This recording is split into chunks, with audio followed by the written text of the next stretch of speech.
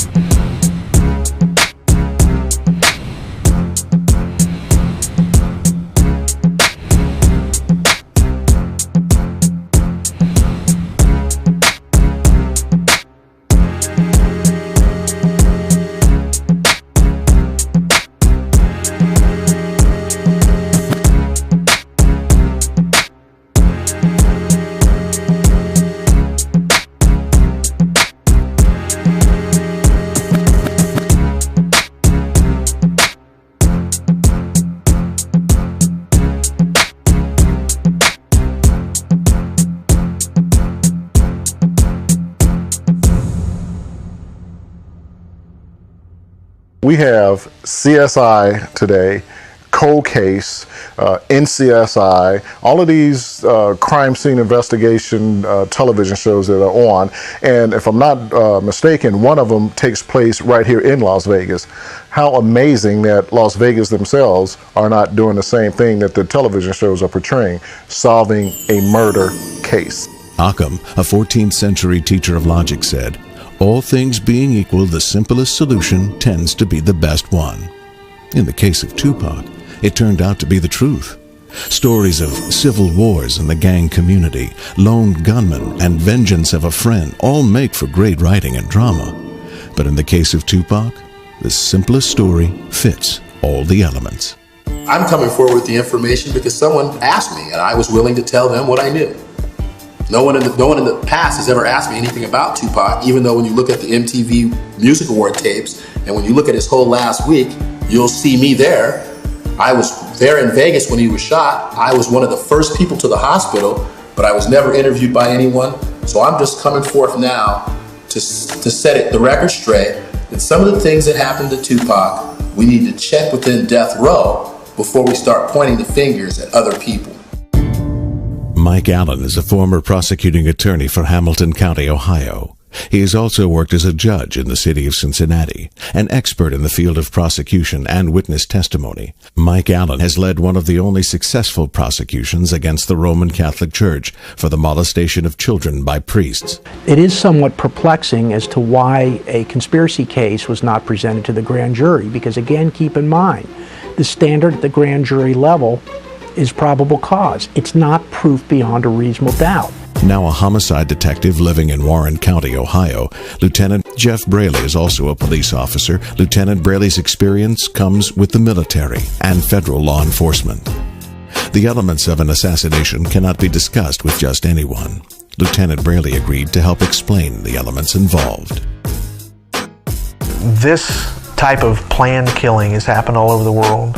About to see the most amazing pictures ever made. the assassination of King Alexander of Yugoslavia. It's a gala day in Marseille. Vive Alexander! Vive le roi! Oh, they've been shot! You know, we see example, even on film sometimes. You know, some of our movies have even set up the same exact plan where you run a car on one side that creates a diversion, a shooter comes up on another side. It's happened all over the world. It's happened for so many years we can't count them. It's going to continue to happen in the future of this same type. But there's always so many specific elements to that plan, even though it almost looks normal, as terminology used, garden variety. You know, there's a lot of planning and intent that goes into that. It's an easy hit. Kathy Scott, an investigative reporter, has been covering the ongoing Tupac investigation since the evening of the shooting. An accomplished writer, Kathy published her insight on the investigation in her book, The Killing of Tupac Shakur. I covered crime in San Diego as a reporter and came to Las Vegas in 1993 as a police, politics first and then a police reporter. And was working for the Las Vegas Sun as a reporter, and when Tupac Shakur was shot, and he was shot on my watch. My name's Napoleon, former member of the Outlaws, the Tupac Outlaws.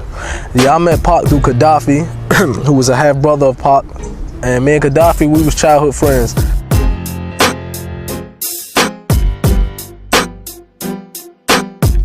The guy could grab an audience, and he was becoming a spokesman for the black community. The guy could go into a room and light it up. He's got a huge fan base, and he will forever. And I think people want answers. I believe it was a planned killing. I don't believe that there's no way you could classify it as a random act of violence. You have all the elements in place that show that there was a plan there in place to eliminate this particular person.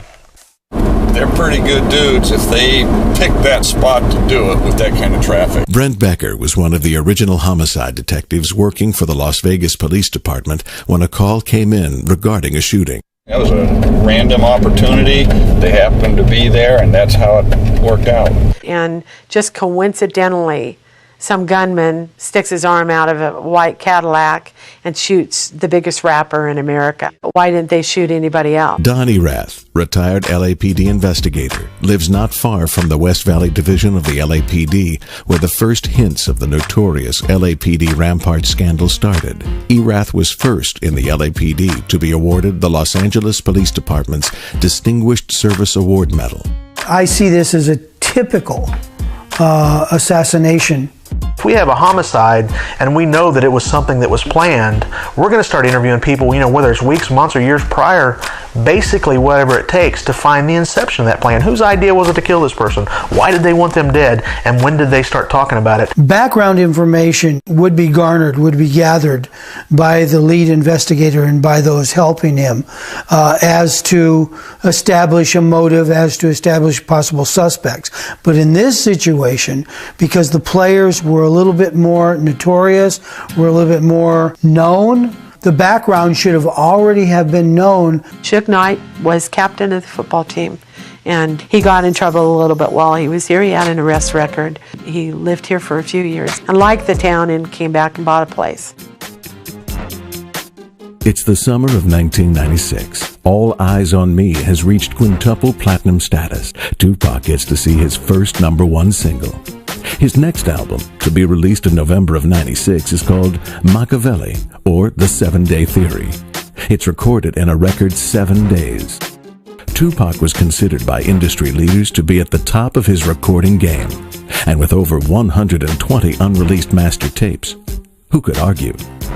The first time it was made aware to me that there was a problem with Tupac in Death Row was on the set of Gridlock.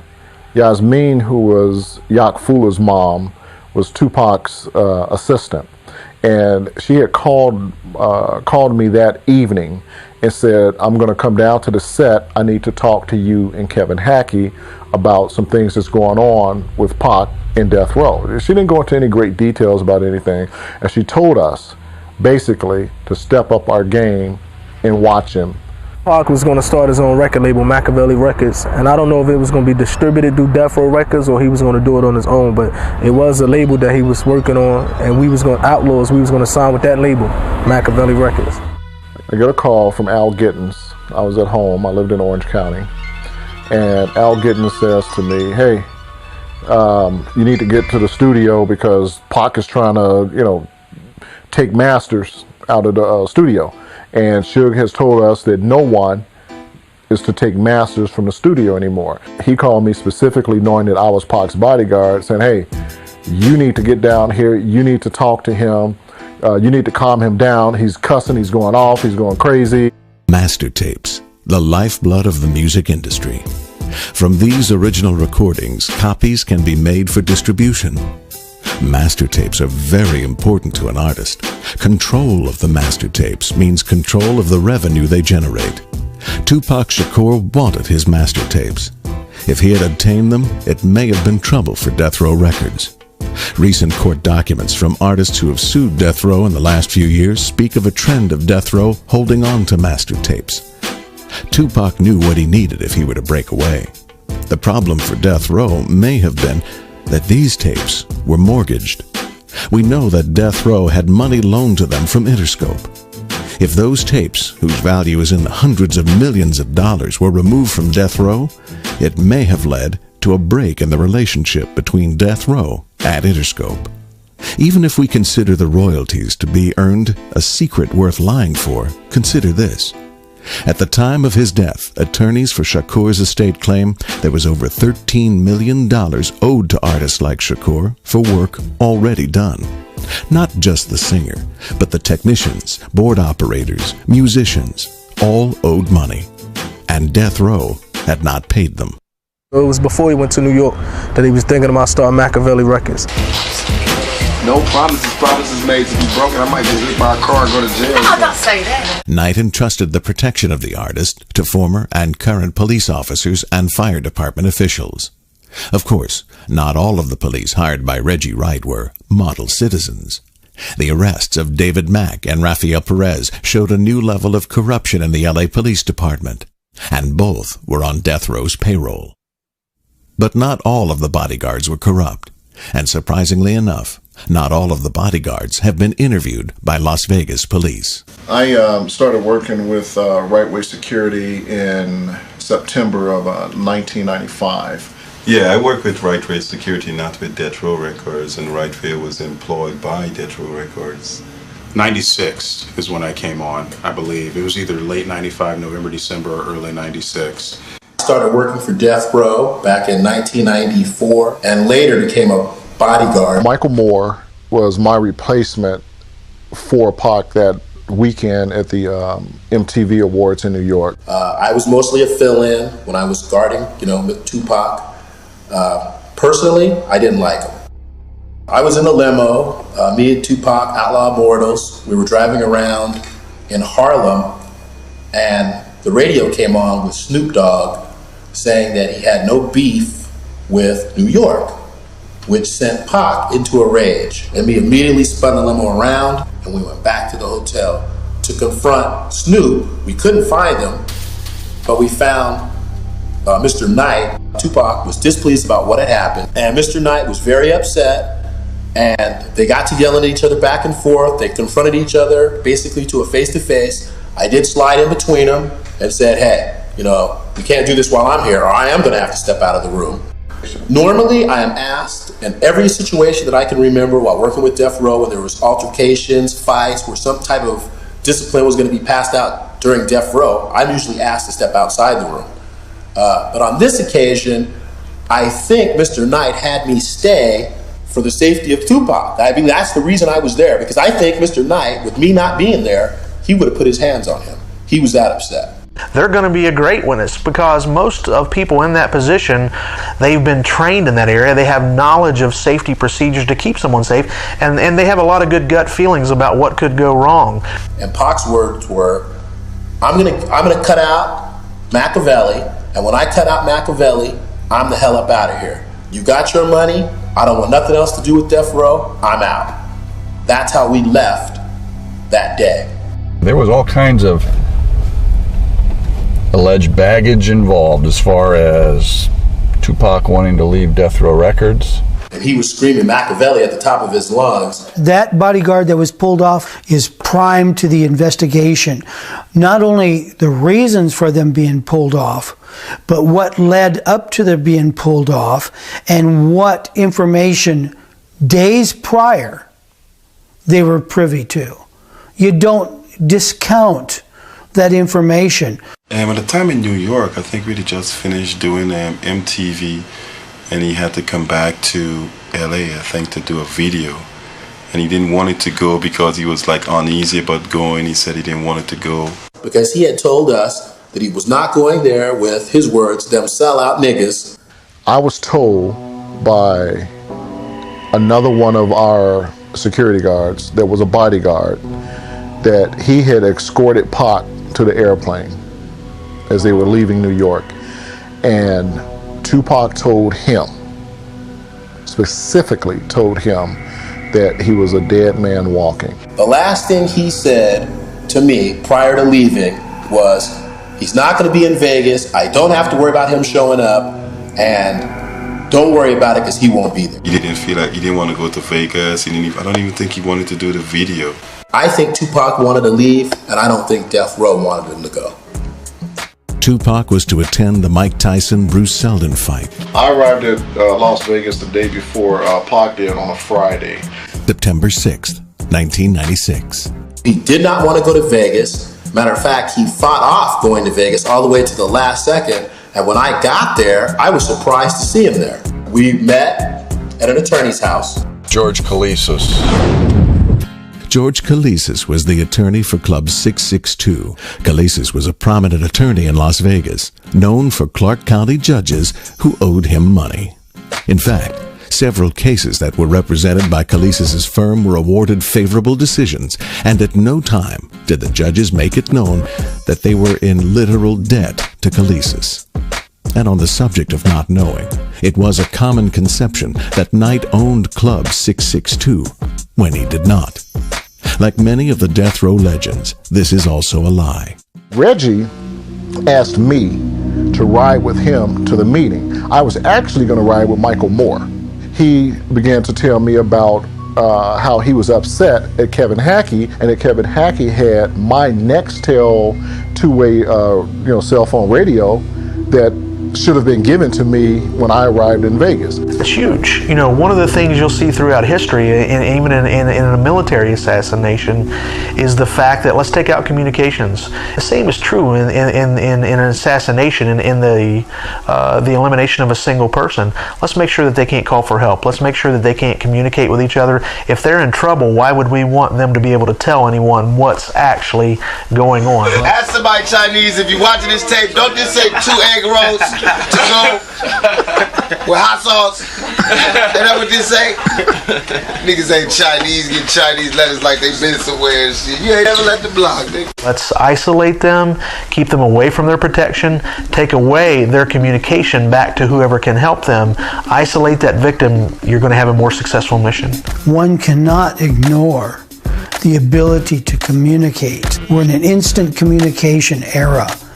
And for a detective to ignore the possibility is, in my mind, ridiculous. George Kalisis called the meeting at the behest of Reggie Wright Jr.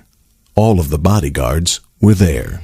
Never before had we had a meeting at an attorney's office or with an attorney even present. Reggie Wright told us not to carry any weapons. Never have they told me to leave my weapons, either in my room or my car. So they were asking us to guard Pac and Suge and everyone else completely unarmed. We had never been told to leave our weapons. For an attorney to do that, I don't know why. We had a meeting at Club 662, a security meeting, because for security we had on any given weekend that we were going to be in Las Vegas with all of the artists, and when they were going to be performing or we were going to be at a fight, there would be 23 security members from Right Way Security. So now I'm in a situation where I'm being asked to guard Pac without any weapons or a phone.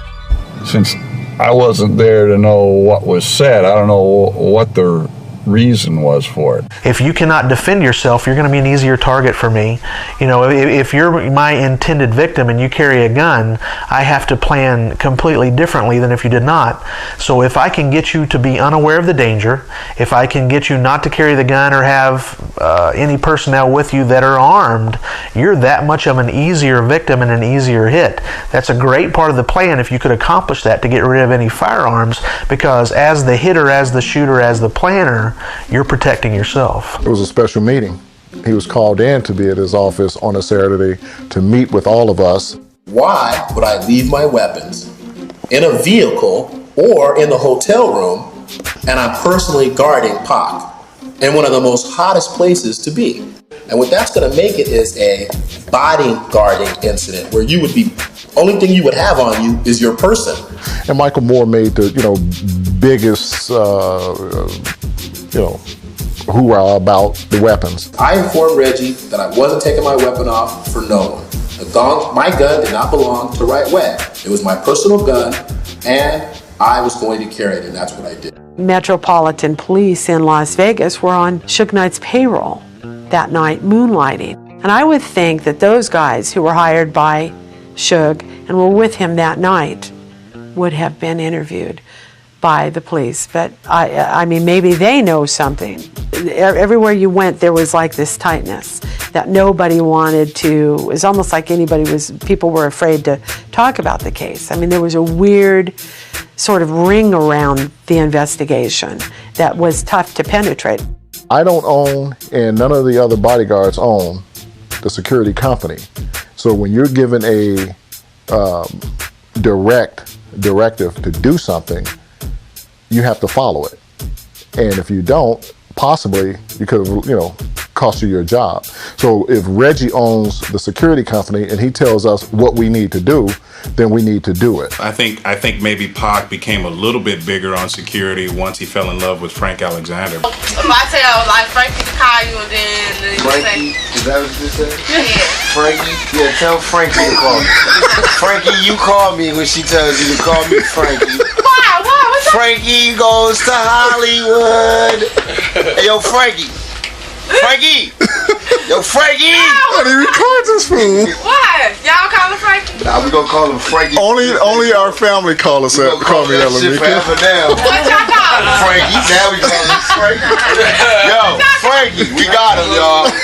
Frankie Knuckles. Frankie Knuckles up in this mother. No, Frankie Knuckles. no, what I do wrong? What y'all call him? For real, straight up. For real. Frank. But now the E sound real extra, because Frank a little extra sexy and too sexy for some sleeves.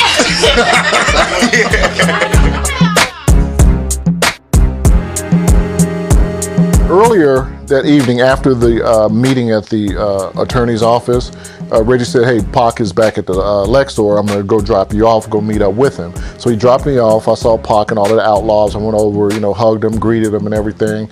And, Pac said, hey, Big Frank, how was your vacation, man? I was like, it's cool, man, So he had been gambling. He was actually shooting craps at the Lex store. We had a dinner meeting, make that a lunch meeting.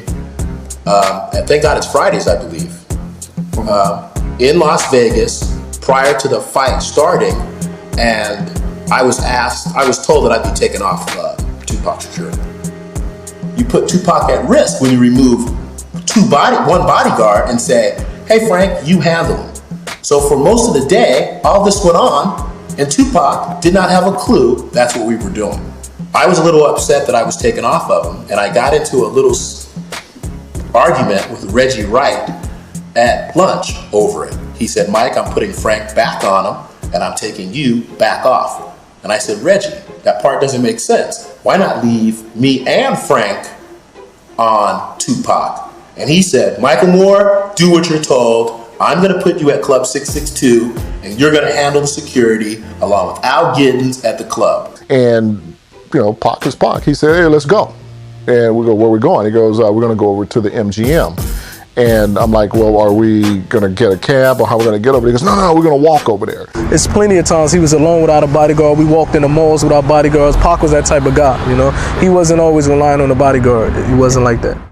I think the reason they removed me from Tupac This was because I was one of the few people that wouldn't buy into not carrying your weapon. And during no part of that day did I take my weapon off. And Mr. Wright knew that. So they removed me off Tupac so there wouldn't be a weapon there. So Michael Moore, myself, and all of the outlaws with Tupac walked from the Lexor to the MGM. During our conversation on the way back from the MGM Grand, I explained to Tupac that Mr. Wright was taking me off of him earlier that day. He was a little upset. He made a couple phone calls. We get to the MGM. Again, he goes to a crap table. And the MGM was a little bit, more crowded that evening while he was gambling. He was gambling. He was, winning. He was doing good. And Pac said to me, go over, call Reggie, and find out what time Suge wants to meet to go into the fight. Tupac asked me to go make the call. I didn't have a radio. I couldn't contact Reggie, so I had to go to a landline phone. So I go to call. As I went to call on a landline phone, I came back to the table, and they were all gone. During our conversation on the way back from the MGM Grand, I explained to Tupac that Mr. Wright was taking me off of him earlier that day. And I walked him all the way to his room. So I'm walking all over the MGM looking for him before I could even realize he isn't even in the building. And I explained he's a real impatient person. I walked him to his room, and my understanding was he was supposed to wait there till other security got to him. I get back over to the Lexor, and I'm looking all around for him. I'm on his phone, calling, trying to find him, and Pac walks up behind me. I'm like, Pac, where you been, man? I'm looking all over for you guys over at the MGM. He's like, oh, we walked back over here. I was ready to go. So I went to my room, and that was actually the last. I didn't have no knowledge he was downstairs in the lobby until Frank Alexander called me and said, hey, Mike, why is Tupac down here? And I even believe on the phone, I explained to Frank, even then, I am not on Tupac. I kept trying to say that the only person that was assigned to Tupac at that time was Frank Alexander. We had an issue with our clothes. Me and Frank had on short pants that day. We needed to change our clothes to get into the right clothes for the fight. But there was some problems there because with me not really being on Tupac, the person who really needed to change his clothes was Frank. So I called Michael Moore on the house phone and said, hey, get back down here because Pac is, getting ready to want to, take off and everything, and he's upset about Reggie. Have you talked to Reggie? So we let Frank go change his clothes while I waited. Then Frank changed his clothes, came back and picked up on Pac, and then I went back to my room. To this day, I believe that Tupac was under the impression that I was going to be going to the MGM Grand with him. But that wasn't the case. When I went to my room, I knew in my heart I wasn't coming back because I had been instructed to go to Club 662, and that's what I did. He got a little upset because now that I think back on it, he said he's paying for this shit and that he is telling us where we're going. I remember him saying that real loud that day in the lobby, that I'm paying for you, you go where I say go. And then I said, Frank, you need to make a phone call to Reggie. And Pac said, Michael, come over to the MGM and meet us over there. Tupac even called Reggie and had Frank get in touch with Reggie to find out where Michael Moore was at. So the problem was festering, and I knew something wasn't right. So when I went to my hotel room, I told Tim Williams, something is not right here, Tim. What we have to do is find out what's going on. So I said, let me go downstairs and I'll change clothes and I'll work with Tupac until Reggie says something. Tim said, Mike, don't do it. He goes, you're gonna piss Reggie off, don't do it. I go, Tim, Frank's gonna need some help. He said, don't do it. Just get dressed and go to the club. I think Frank had no idea that I received them 4 phone calls prior to Tupac getting killed. While we were at the MGM out in the arena right there waiting to go in, I had the regular security escort us behind the line. 3 of the phone calls came from Mr. Wright, and 1 phone call came from Al Giddens, who was also head of 662 security. And I asked him, I go, Al, why are you calling my room at 10 after 8 if I'm not supposed to be there till 10? And his answer was, Reggie just called me and told me to call you. I said, well, don't call me no more. And then after that, all my phone calls came directly from Mr. Wright. You know, people saw Pac, they were, Tupac, that's Tupac, you know. And we're waiting for Michael Moore to show up. At that point in time, I had lost all communication with Michael Moore. I didn't know whether he was coming, what was going on, or anything. I think there was a reason for that. And I think the reason was making sure that no one carried a weapon. Pac was real antsy. He was like, where's Suge at? Where's Suge? Why come Suge ain't here? You know, he's looking at it at the time and stuff, and it's getting closer for the fight to start at this point. People are going in. Well, we got down to the MGM, right in the front of it, right where the fight was at, and I was getting ready to get out of the car. I rode with Tim Williams over there. He goes, Mike, what are you doing? I said, Tim, I should just get out. Because if Reggie yells at me and I'm covering Tupac, how bad can that be? Well, at the last second, I decided to just stay in the car. I went to Club 662. Tupac and Alexander are alone in a crowd with no radio or weapon. I think this needs to be let out. To me, that's the beginning of our downfall. Suge got there with a couple of people that was with him, whoever it was that had the tickets, and we went in to the fight right as the national anthem was playing. Tupac was to attend the Mike Tyson-Bruce Seldon fight, Vegas's 22nd highest earning fight of all time. The Tyson fight ended in 109 seconds. Tyson won by a knockout. Again, you know, when we talk about the shooters and everything else, you're going to talk about the defense of the shooter to escape after the hit. Now, that defense of that shooter doesn't take place just when the hit occurs. It takes place afterwards too. And if I can shift blame to someone else, put someone else in a place where they look like they had motive and they had opportunity to make this hit, and it takes the blame off of me, that adds to my defense. In April of 1996, I got a phone call from Reggie one day, and he was telling me that Trevon, one of the homeboys that hung around the studio, was one of Suge's guys, is what I call him, got into a altercation in the Lakewood Mall in California. And it was at a Foot Locker store. And he went into this Foot Locker, Orlando Anderson was in there, and Death Row, people from Death Row, the artists and all of the homeboy securities, whatever you want to call them, they wore this Death Row emblem of the guy in the electric chair. Everybody knows the emblem. Orlando Anderson went up to Trevon and snatched off his emblem, his chain, and they got into this fight in the Lakewood Mall. They tore up this Foot Locker, where the store that they were in. One thing led to another.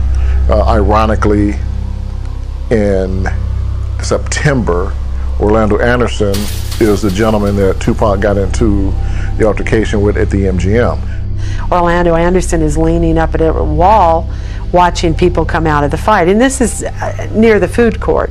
And the bank of elevators is where this happened. And then you walk to the lobby, through the casino a bit, and then to the lobby. And it always struck me as that whole thing struck me as odd. And they let him go. He did not have a ticket to the fight. He did tell people at one point and told the police that he had a ticket, but he didn't have a ticket. He did not attend the fight. He's from Compton. He had no reason to be in Las Vegas. Trevon whispered into Tupac's ear right after we walked out of the Mike Tyson fight. And Pac took off running. I took off running behind him, and the rest of the entourage ran behind us. Maybe that was a setup. I mean, he was standing there waiting and waiting for somebody, and then Tupac shows up, and they start exchanging words with his entourage and everybody else, and they start stomping and yelling and doing their silly things. But it was odd that, I keep saying odd, but the whole thing is odd. And that's where the altercation, the fight broke out between Tupac and Orlando Anderson. I think Orlando Anderson's, the beating doesn't make sense. I mean, he was kicked and stomped a little bit, and police didn't do anything. They didn't even take him downstairs. The police didn't take, or security, take Orlando downstairs, you know, at the MGM to talk to him about that beating. He just said no, he didn't want to press charges, and they sent him on his merry way. Now, I never knew who Orlando Anderson was. It's just like kind of, funny, ironic, whatever you want to call it, that from April to September, why would Reggie have told me about Trayvon getting into this fight at the Foot Locker in Lakewood Mall with Orlando Anderson? And then here we are, a few months later, Pac gets into the same fight with Orlando Anderson at the MGM, and then everything just went from there. Detective Tim Brennan of the Compton Police Department was the first to bring Orlando Anderson's name to the front of the assassination. This affidavit, in support of a search warrant, specifies that Anderson was the likely shooter of Shakur. The shooting was in retaliation for the beating of Anderson at the MGM earlier that evening. Anderson's beating was, in turn, alleged payback for the Lakewood Mall fight that Reggie Wright told Alexander about sometime earlier. And then everything just went from there. Planned out. I'm sure there were variations, but yeah, Orlando Anderson looks a little staged. It looks a little planned out.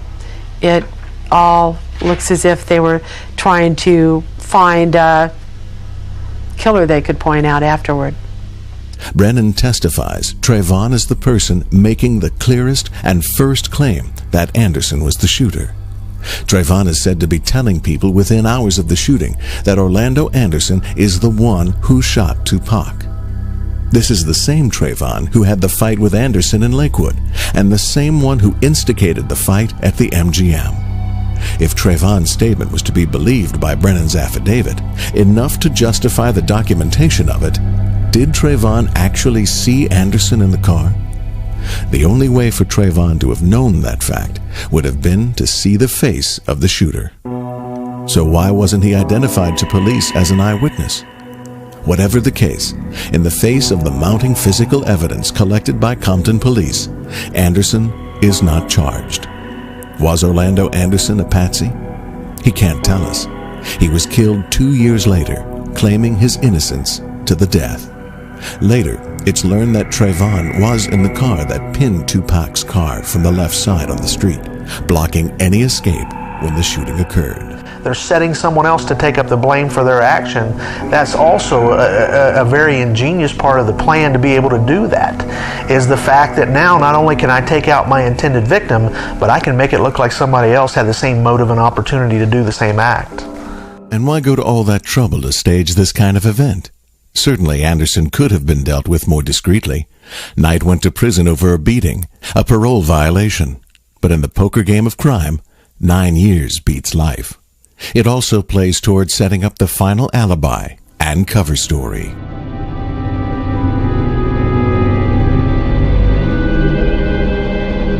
Once again, we're going back to an element of the planning. Where are they going to be? Where are you going to plan your hit? Now, you're going to look for an optimum target. You're going to look for the perfect place, and you're going to make sure that that victim travels across that place. You're not going to want it to be where there's just throngs of public or cars, or where you can't get close or things such that. You're going to want it maybe to be a little bit more isolated, or you're going to want it to not be an exact place to give you maximum exposure for a shot. You're going to want them to be a target, not a hidden target, a target.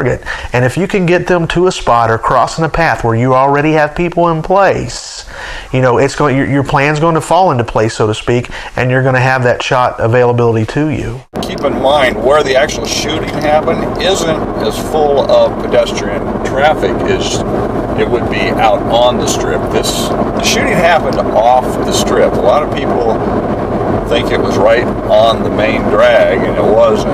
And you don't have the foot traffic where this happened that you do where people cruise. The strip is going to be crazy, but it's actually stop and go. You can't go fast on the strip on a Saturday fight night. So you're going to hit the strip from the backside, coming up near Mandalay Bay from the south end and driving up that way. You hang a ride on Koval and boom, you're about out of hell and gone and off the radar. That street, actually, Koval Lane, is dark at night. You've got to know where they're at, where they're going to be, who they're going to be surrounded by. You're going to have a way to get that type of information. An innocent individual that comes in to protect someone, and he's totally set up. His communications are denied, his weapons are denied. Frank was set up. We went to Suge Knight's home first. Suge changed clothes. After that, we're driving back from where he lived at in Green Valley in Las Vegas. We're going down Las Vegas Boulevard. Another crucial part of your planning is going to be whether or not your victim is aware that he's in danger. If your victim is aware that he's in danger, he's going to make sure that his defense perimeter is there, that his defense is in place. If he's not aware that he's in danger, his guard's going to be let down a little. As we're going down the strip, just before we got to Tropicana, a couple of bicycle cops stopped Suge. He opened up his trunk and there was nothing in there. It was a brand new car. He got back in the car. We proceeded to go down to Flamingo. We turned right on Flamingo. As we turned right and we're sitting at the light on Flamingo of Flamingo and Koval, the white Cadillac then pulled up and the arm came out and fired the rounds from the back of the BMW into the side of the BMW, hitting Tupac. Well, looking at the diagram and considering that we have a stoplight and we have an entourage, which is not good for security. I would say that if this car were not in the lead car, that would still give the middle car an avenue of escape. Then you have the car with the person in it, and then you have their backup. What also I see is this car in the left-hand turn lane, or to the left of the entourage. Obviously, there was talk about 4 young ladies in a car that were talked to. Again, they were evasive. They didn't want to say anything much at the time. This appears to be blocking the middle car from pulling over in case of emergency or case of accident. But I'll tell you what, this happens all the time in the Middle East, and this is typical of your assassinations in Colombia, your assassinations in some other countries, to where the car targeted is blocked in from going left because the other car that pulls up to the right completes the quadrant, completes the silhouette of blocking the middle car in. There's no place for the middle car to go. The middle car is blocked in by the lead car, is blocked in by the car to the left, and is finally blocked in by the right car, which appears to be the shooter in this incident. When I saw the white Cadillac pulling up to Tupac and Suge, you know, I mean, it was no different than any other car that was going to come up to a red light and, stop. Only thing different about the Cadillac pulling up is that I noticed that it was getting a little bit closer to the car. No alarm, because there was, other cars pulling up to him and, Tupac, the groupie kind of situation. It's obvious that its intent is to block the middle car from going forward, this car from left, and then finally the shooter to the right. It was sitting duck. Sitting duck. Sitting duck.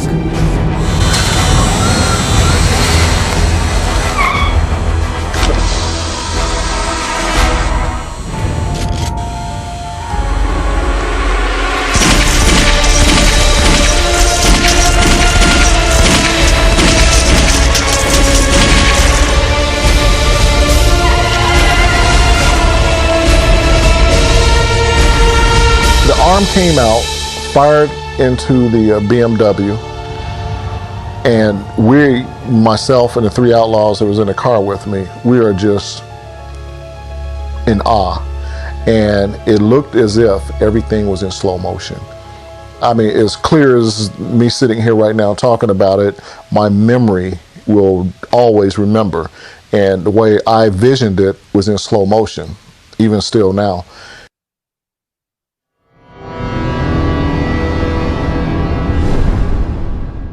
While I was working at 662, I heard something over the Nextels that we all carried for security. And what I heard was, got him. No, that's news to me. The only phones I know of, I think, are all through AT&T. These radios that we keep talking about, the Nextel telephones, two-way radios, they had pretty much just come into play. Because originally all we had were the regular radios, just the radio itself. And probably closer to around the time of us coming out to Las Vegas, around the time frame of Pac being killed. I would say that those Nextel phone radios had just come into play for right-way security. There was only, it's a guess, there was probably only 4 or 5 of them. Okay, but it was enough to go around to the people that mattered that should have had them. The Nextel information is news. The Voice was definitely one of our security that works directly for Mr. Knight. Michael Moore, the night that Tupac was shot, after being taken off of Tupac with me, went back over to Club 662. Maybe the police should have concentrated more on death row, the Nextel phone bills, and other things that could have helped them investigate it more in depth. I would definitely look more at death row than I would look at Mr. Anderson. And that's from what I've gathered when I was at New York, what I heard Pac tell Suge Knight, and what I heard over that radio that night after the shots were fired. They got word that Tupac and Suge had been shot. So Michael was with Reggie and they went to the hospital together. And Michael talks about hearing something over the radio. Well, he would have heard it over Reggie's radio because he wouldn't have had a radio that night. Right before me and Mr. Wright got in the vehicle to go get to the hospital, someone else came on the radio and said, "Hey, don't say nothing over the radio." That communication, however obtained, either through search warrant or otherwise, needs to be gathered, because how can you tell a conspiracy if you don't have the conspirators and you don't have the communication between the people that are actually running the conspiracy?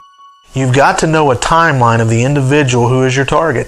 You've got to know where they're at, where they're going to be, who they're going to be surrounded by. And the second thing is, following that timeline, knowing when there is, you're going to have to plan according to that. Mr. Wright and I were talking about what had happened, and I just clearly heard somebody say, "Don't say that over the radio." But the person who said it was not Homeboy Security, nor was it one of our security guards.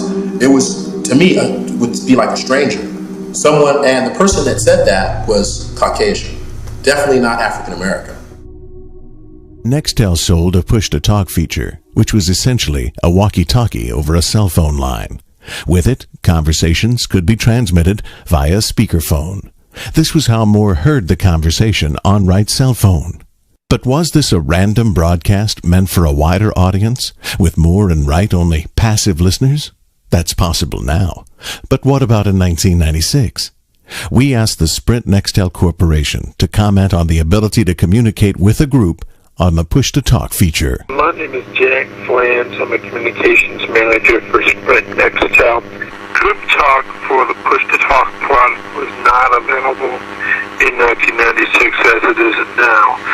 So if a Nextel radio broadcast had to be a point-to-point conversation, and Moore hears the message over Wright's Nextel, then only one conclusion remains.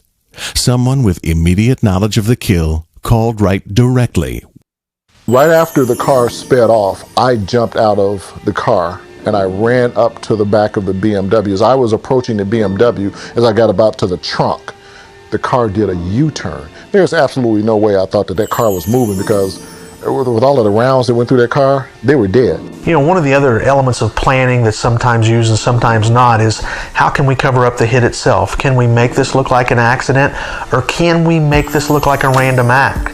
Because the best thing an assassin can do is to make it look like it was a random act of violence, that it was not an assassination at all. When the car did a U-turn, the other cars that was with us in the entourage, the car that was in front of Suge and the car that was next to Suge, all did a U-turn. 2 bike cops who were in the parking garage right above, on the second floor of the parking garage above the shooting, hear bang, bang, bang. They jump on their bikes, take their bikes downstairs, and boom, they're on the scene immediately. So quickly that they're able to follow and then hit their little shoulder radios that, there's been a shooting at Koval and Flamingo. Got back over to the Las Vegas Boulevard, turned left on Las Vegas Boulevard as he's jumping mediums. He's blowing his tires, messed up his rims and all of that, as pictures show. With this crime scene tape being put around this car, And it happened so fast, like I can't even believe how fast it was. This tape was up as myself and the Outlaws and the other two guys, which was, with Suge, tried to go into the tape, the crime scene tape. We were told not to, and they, at that point in time, put us down on the curb, put us down in a prone position. And I said to the one cop that I was the bodyguard, and he allowed me to come in. When I got up under the tape, and Suge was laying on the ground in a prone position, and I told the cop, I said, he's the CEO of the record label, and that's Tupac in the car. That's when Suge, they let him up off the ground, and Suge and I ran around to the passenger side of the car with the cop, and we were all trying to open the door. And the cop, Suge said, it's my car, I know how to open the door, whatever. So he opened the door, and that's when, pulled Pac out of the car and laid him on the ground. You have the preliminary crime scene, which has been cordoned off, and usually your forensics are there by now, your paramedics are there by now, everyone is at the preliminary crime scene. And yet both cops, 2 bicycle cops, not one of them stays at the scene. Both of them leave the scene. The victim's vehicle was 2 to 3 vehicles back from the intersection. The Cadillac pulled up immediately beside them, stopped, and opened fire. Where the car broke down at, all of the cops were right there, and there was a lieutenant, and he walked over to me, and we were talking, and I said, that's not the car. It was a white car over there already, and it was like a Nissan or something like that, and he was saying that was the car, and I said, that's not the car. I said, that's not the car. It was a white Cadillac, and he was telling me, you don't know what you're talking about, shut up. And we are looking for a suspect vehicle which was described as a white or off-white Cadillac, newer model Cadillac. And then another cop walked over to him and said something to him, and he just turned and walked away from me. It amazes me that when we have professional bodyguards as part of this entourage, that they can't even give us an accurate description of the vehicle. Kevin Manning from Las Vegas PD, he said that no bodyguard could accurately give a description of the white Cadillac. Well, I am the one that said that there was a white Cadillac. So right now it appears that the gunshots were fired from the suspect vehicle only, again, which is described as a white or light colored newer Cadillac. Suspect vehicles that have left the scene at a high rate of speed that would draw attention to them. If there are vehicles noted by the witnesses, the preliminary officers and the sergeant, our supervisor on the scene, would issue an all points bulletin describing the vehicle. There are helicopters available, and police headquarters is downtown, which isn't very far. It's just a couple of miles away from where the shooting took place. They could have dispatched almost immediately. I'm sure some were on call almost immediately. If not news cameras, news crews could have been in the air. And our standards operating procedure, or a procedure that we follow, is basically that. If we have a witness came forward and say, I saw this, it was this type of vehicle, the first thing we're going to do is get on the radio and start having every agency in the area look for that vehicle. Put out the word, this is what we're looking for, this is a vehicle of interest, they could be considered armed and dangerous. Let's find this vehicle, because that is a huge, huge piece of the puzzle that we need to put in place. It just didn't feel like a typical murder investigation. I mean, my God, the biggest man in rap, was killed, and yet they were acting, I hate to use this word, but it felt lackadaisical. This is the vehicle we want. This was the last direction of travel that that is known to us. They could have closed I-15. They could have, they'll close it for an accident. Not even leave a small accident, not even leave a lane open for motorists. So it's not like they're worried about the motorist. They could have closed I-15, they could have closed the strip, they could have walled the place off. You had Nevada highway patrolmen on extra duty. You had Metro Police on overtime working. It's a Tyson fight. And being intent on looking for that particular vehicle, on sitting on the side of the road waiting for that vehicle to drive past them. But at the same time, you give the description, the direction of travel that you know of, you're going to have many agencies start to look for that particular vehicle to cover those roadways.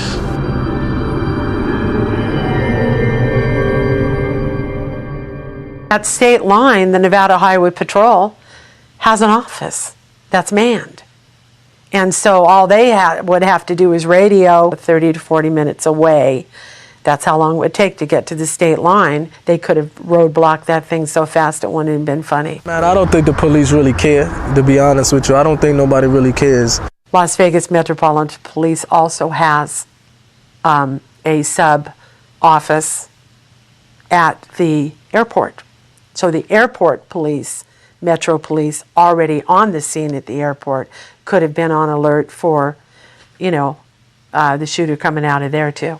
Whether it's some type of diversion tactic to take their attention away, to let them drop their guard for a moment, up into the point of how you're going to get out there after they hit. Now, them looking for the Cadillac and doing the things that they should have done to find that Cadillac, obviously they weren't fast enough and didn't get, to finding it because it was never found.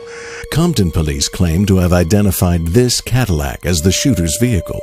It was a rental car, the only white Cadillac rented in Los Angeles that weekend. Las Vegas police claimed they never received that information. Because obviously, you gotta understand, I came into this cold. In fact, I was woke up to go do the investigation. The protocol for the preliminary investigators at a crime scene are to gather as many witnesses as possible. If a witness is not cooperative, then they should be placed under arrest for that moment as a material witness or hindering an investigation of a police officer. Those guys are sitting right next to each other and they're talking to each other. And you never have witnesses to a crime sit there and sit with each other. You isolate them, you take them to a holding cell, put them in different cells. They've got room especially for that. But the prime players, the secondary level players, they should be all isolated so as not to experience misinformation effect or to give false information or to congeal their information into one witness. When the detectives arrived, and Detective Becker at the time was the homicide detective on the case, he took us individually one at a time into his car and started talking to us. As he was trying to talk to us and to get answers, I'm not speaking for everyone, but I'm going to speak for myself, that I was in a clear state of mind to answer him, period, because all of this stuff is running through my head. Frank Alexander, who was Tupac's bodyguard, who was driving the car behind him, was someone we interviewed. I just saw my friend get shot, and not only him being my friend, I'm the bodyguard, I'm supposed to be protecting him, and I couldn't do anything. No one would have been able to do anything, but the fact is, myself nor anyone else were in a frame of mind to answer any kind of questions at that particular point in time. Again, people were evasive, didn't want to say much of anything. They didn't see anything. They aren't going to, they aren't telling us everything that they know. And it was basically the police talking as if they were at the mercy of the people who were witnesses to the case. That, oh well, they won't talk to us, and Suge Knight won't talk to us. We haven't talked to him yet. He won't return our calls. I was never interviewed by any of the police agencies, the FBI, nor Las Vegas PD, and I found that to be a little strange because for the last week I was with Tupac and I didn't get a single question from anyone about what I thought, what my theory was on what happened, nor about the Nextel phones where I had heard the conversation that said, got him. No interviews. This is my first any kind of interview. It was the DA's office, but no, any other federal agencies, no. These people should be isolated and transported, whether they wanted to or not, to the police station because they're material witnesses. He's going to have to make some very difficult choices. One of those difficult choices, does he want to put his freedom on the line not to cooperate? In other words, are we going to have to take him into custody for obstructing an investigation? We're going to need to take him back and do what we need to do to interview him. Bodyguards, because of their association and close association to whom they're guarding, they're privy to things being said, things being seen that they may normally keep to themselves, but in this situation could actually lead to an identification of a suspect or suspects. So bodyguards are a prime source of information. So I don't know how you can say, how the police can say that that's not cooperation when they weren't even approached. They're just sitting in the waiting room. And if they're willing to give information, then a detective who neglects going for that information is losing a lot of valuable leads in this type of investigation. I was there in Vegas when he was shot. It doesn't matter whether you're bodyguards or you're a housemaid or you're a butler, you're privy to information which is crucial, and you may keep it to yourself, but at a certain juncture, these things become paramount, these things become crucial. The conversations that are overheard, the conversations that are had, need to come forward. Because this was the first time I ever dealt with any kind of music industry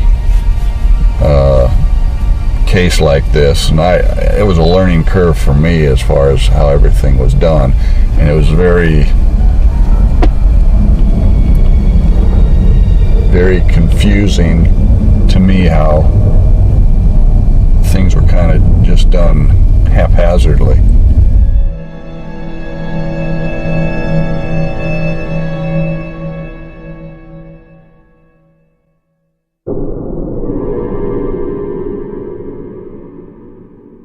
Yafufula was a name that a lot of people have thrown back in our faces that we were derelict in doing things. Yafufula was interviewed the night of the shooting. Yafufula gave a statement. People say we never interviewed him. He was interviewed. And the big thing is everybody says that he said he could identify the shooter. No, he did not. He never said that to us. He said he might be able to identify the driver. That is what he said.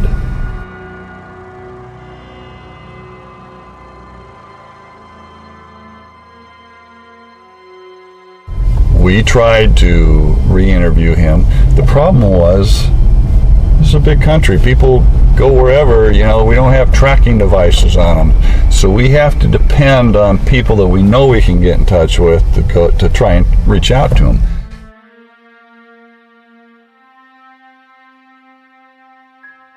Malcolm Greenidge said he could identify the shooter. We finally tracked him down to set up a re-interview, and he says, I'm not going to look at any photos because I can't identify him. Yeah, we got beat up in the LA Times over that. And I'm thinking, okay, put up or shut up, Ace. And, well, but again, Reggie Wright Jr. is the one that brought him to that interview. Pay no attention to that man behind the curtain. The great and powerful Oz has spoken. You know very little about Marion Suge Knight's partner in business. There are no pictures of this man circulating on the internet. He's a man in the shadows. That man's name is Reginald Wright Jr. Reggie Wright Jr. was clearly at the middle of the entire orchestration of the assassination, to be sure. However, one must look at the other elements that would have been involved. Reggie Wright Jr. was a former Compton police officer. His record as a police officer was short and unremarkable. Reggie Wright used to work for Compton PD, yes. I know he had some type of medical retirement running Right Way Security. He was not working for Compton PD. I have no relationship with Reggie Wright at this time, nor do I plan to. My impression, my opinion of Reggie Wright Jr. was he's employed by Death Row Records to do a certain job. He's going to do what his employer has him do. He's going to divulge what they want released to the police and withhold things that maybe they don't want released. Reggie is not honest, and I want to leave it at that. One of Reggie's problems was that Reggie didn't have the executive protection background that we all had. But the difference between, I would say, the team and myself and Frank is Frank and I would speak up about it. We would say, hey, Reggie, you know, you should do it this way and this is why, or you should do it this way and this is why. And I think he was so busy being the boss that his employees couldn't tell him how or what to do, when all we were trying to do was educate him a little bit in how you do this or how you do that regarding executive protection matters. And it was kind of sad to us because, like Frank said, we had such a tight team that Mr. Wright and us could have gone places. We could have did a lot of things. We could have made a lot of money together, but he was too busy not wanting to be educated per se on particular issues that we were well experienced in that he was not. But if it seemed as if myself or Frank were trying to tell him, you know, what he could or couldn't do, then he wasn't hearing it, and that was the end of that. So there was a lot that we never got done that we could have gotten done professionally. I guess the way to sum Reggie up is he was just selfish. His childhood friendship with Knight was one part of the attraction, but he had one asset that made a relationship with him even more attractive: his father. Reggie Wright Sr. was on the Compton Police Department's gang detail and is still employed by the Los Angeles County Sheriff's Department. Unlike the notorious reputation of his son, Reggie Wright Sr. has remained a well-respected and revered member of the Compton police scene. His father's status as a conduit to the gang population may have given Reggie Jr. a unique first-hand relationship with the same gang leaders that knew his father. If that's not a conflict of interest, I've never heard one. Suge Knight, also from Compton, may have seen the opportunity to use Wright's network to his advantage. He would know. He grew up there. A shrewd business move indeed. In my opinion, Reggie Wright Sr. should have excluded himself from the investigation immediately because it's an obvious conflict of interest. And it was a mistake not to do that. The fact that Reggie Wright Sr. and Reggie Wright Jr. are involved in this case, in my mind at least, creates a classic conflict of interest. And it's something that anyone looking at this case, I think, should be aware of. I was told that normally Tupac wore body armor in public. He wasn't doing that, and the way it was put to me is that I guess he was told not to wear it. Now, I don't know why. Could Reggie Wright make that sort of call and use death row resources for that effort? Apparently so. In these court documents, we learn that Wright was not only the acting general manager for death row, but was also agent of record for death row records. You're suing a corporation, at least in the state of Ohio, and I think just about every other jurisdiction, you have to have some person to serve process on, and that person, again, in the state of Ohio, is someone that's designated, and the record is on file at the Secretary of State's office as to the person who the service would be placed upon. These lawsuit transcripts also show that Wright had the authority of managing witnesses and financial arrangements on Knight's behalf. We also know that Wright had the off-duty police departments of Los Angeles, Compton, and Las Vegas at his disposal. If this seems to be a lot of responsibility and power, consider the fact that Wright was in charge of security for death row's most valuable asset at the time. Shakur was killed while Wright was in charge, and he was given a promotion when most security agents would not have a job. Or was he always in charge, just under Suge Knight? We now know that Reggie lied to Knight, including what happened that night and his own instruction. But I'm going to add something to that. We were also instructed to lie by Reggie Wright to Suge. And the reason we were instructed to lie was because Reggie Wright told us not to carry any weapons. Suge called a meeting, and all the artists were instructed to come to this meeting, and certain security was invited, and I happened to be one of them. But prior to going into the meeting with Suge and all the artists from Death Row, Reggie met with us out front in his own meeting and instructed us to say certain things. And when I got into the meeting, it was a meeting the meeting was basically about what happened. And the artists were drilling security about what methods we had used and what were some of our tactics. At that time, Suge wasn't even aware that I was still doing security. Reggie had taken me to another job that he was doing at a church, securing a church up in Inglewood from 6 a.m. to 6 p.m. I looked around and no one said it. No one was speaking up for security. So I seen it was more, and I've been in these type of meetings before, even at the fire station. It's almost like similar to a political type meeting of far the higher, of what was going on. So I was one of the few people that spoke up and said, wait a minute, we were instructed not to carry weapons. And none of the artists knew that. They didn't know we were instructed not to carry weapons that day. And it looked like Reggie wasn't going to say that information to them. So I spoke up and said, no, we were instructed not to carry weapons that day. And that's why no one in security, with probably up the exception of me, had a weapon.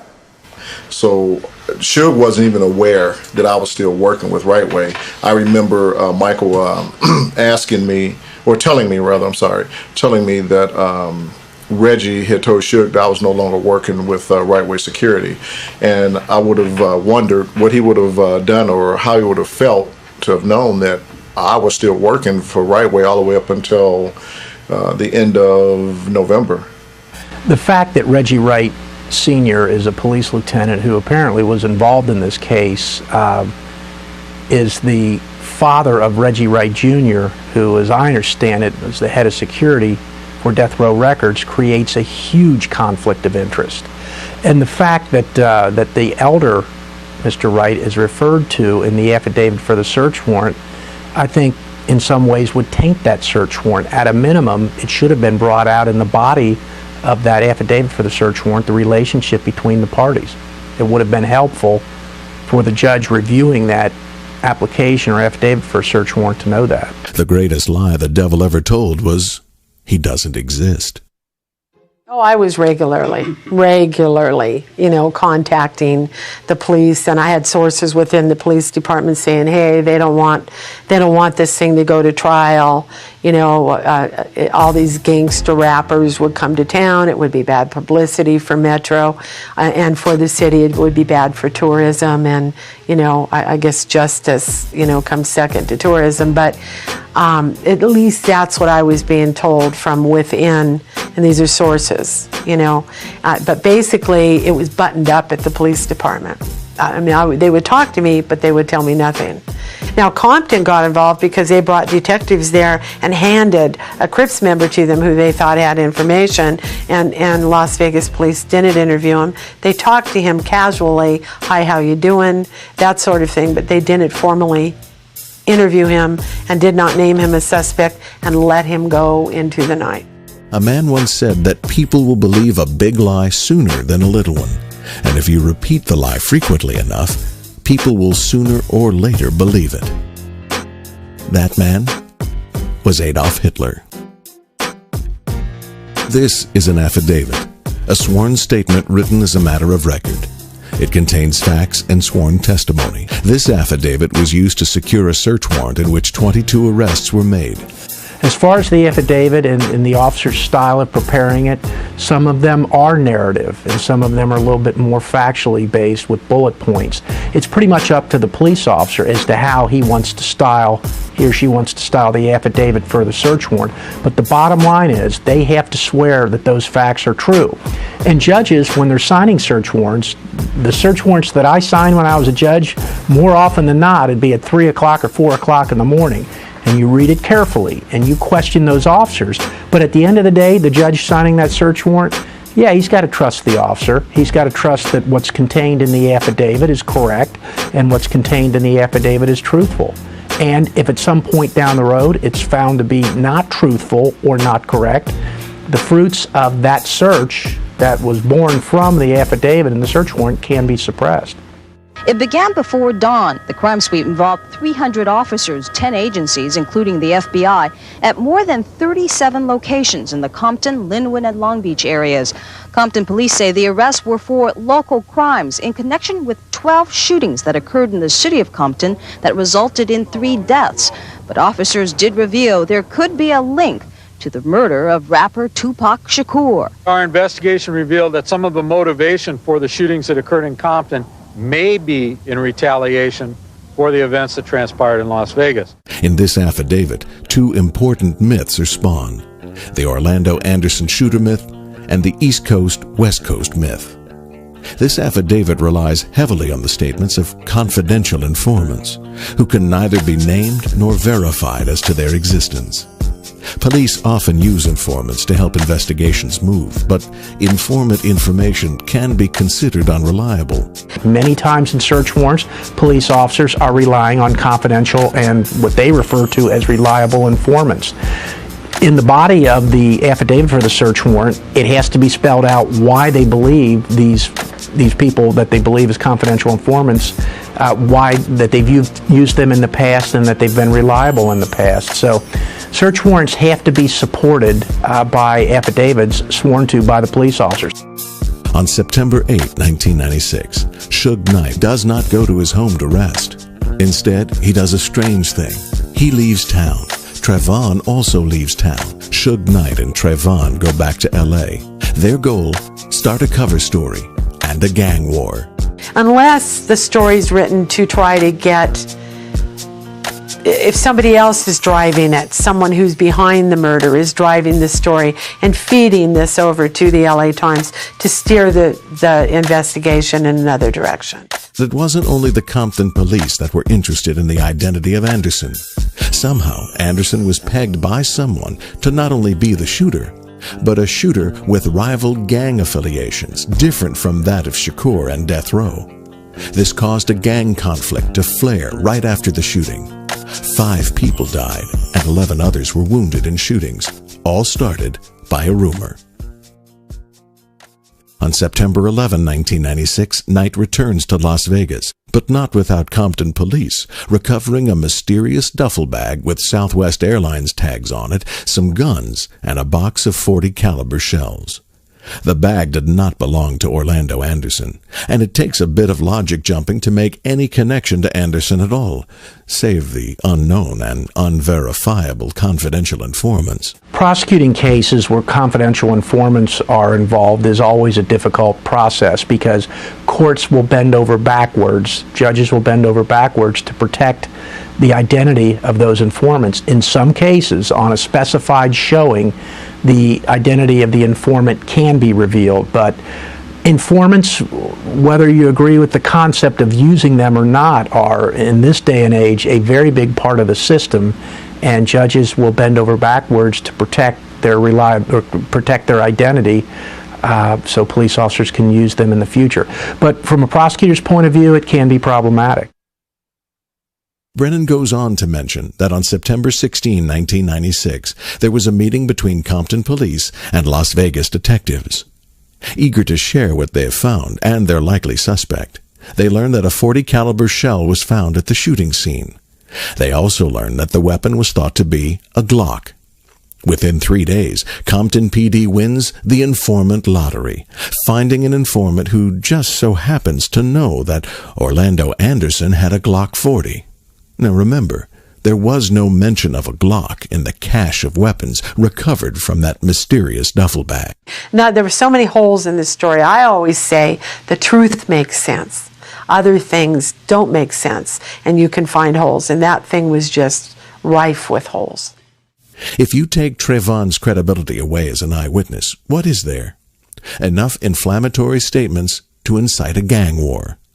With enough disinformation, the waters were decidedly muddy, giving Knight a great cover story to use when he returned to Vegas to meet with the detectives. In order to get a grand jury indictment in any jurisdiction in this country, state, federal, whatever, what you need is probable cause. You do not have to prove the case beyond a reasonable doubt. That's the standard for trial.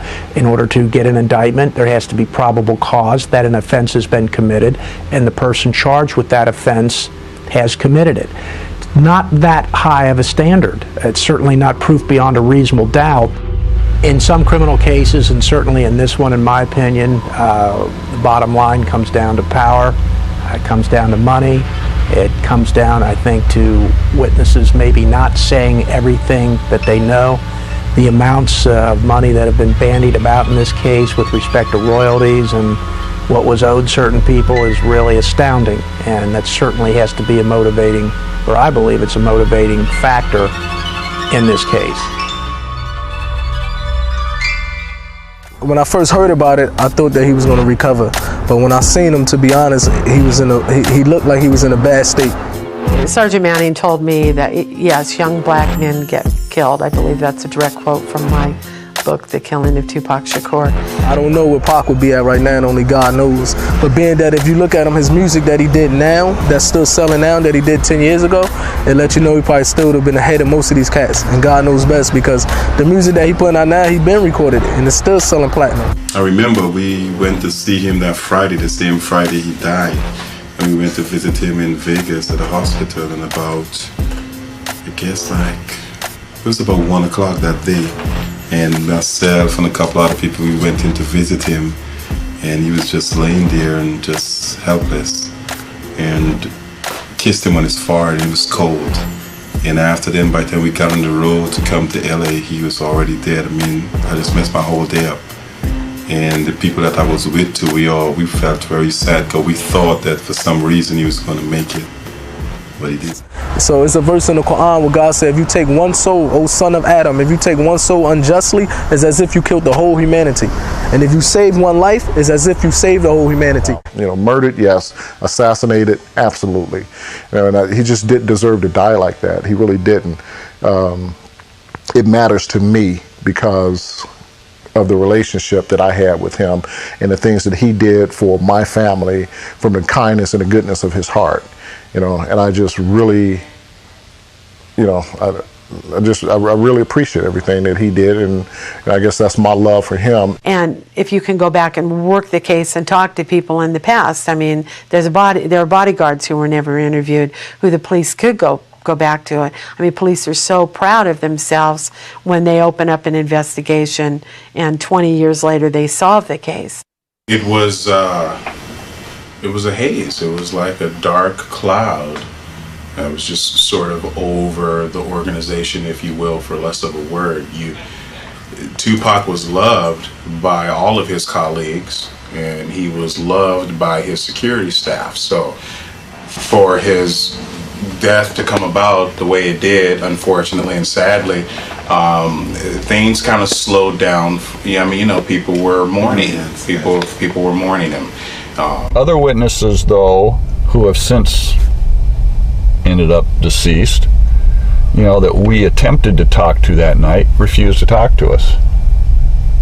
McDonald didn't have anything he wanted to say to us. Now he's dead.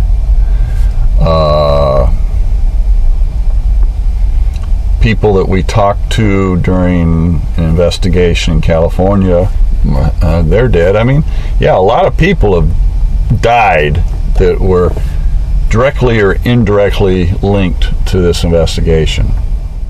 So we would try to get in touch with people, and you'd have to go through death row records or whomever to try and locate them.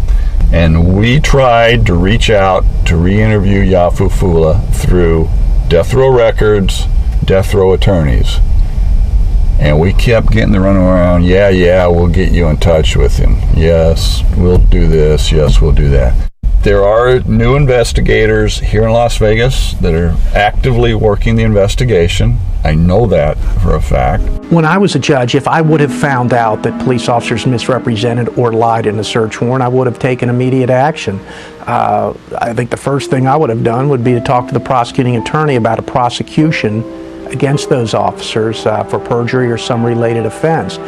Let the grand jury decide. That's the way our system works. It's a group of citizens who decide whether a case should be prosecuted. And again, based upon what I've seen, I think it's a case that should be presented to a grand jury. I never did get over it. I think the only person I talked to about it was Frank. And to this day, I believe that gotcha was inside the organization and not out. The story of Tupac Shakur is a story that does not have a happy ending yet. It may never have one. The actions of Wright, either with or without Knight's knowledge, put an end to one of the most talented artists in that decade. Wright was directly in the middle of it, well beyond the act of negligence. And even when Wright and company tried to manufacture the gang rivalry and the Orlando Anderson stories, to their credit, the Las Vegas police didn't buy them. The story's much simpler than that. It's the story of a big lie. A lie to Tupac on how much money he had. A lie to the public on who killed Tupac. And a lie as to who's responsible for the death of Tupac.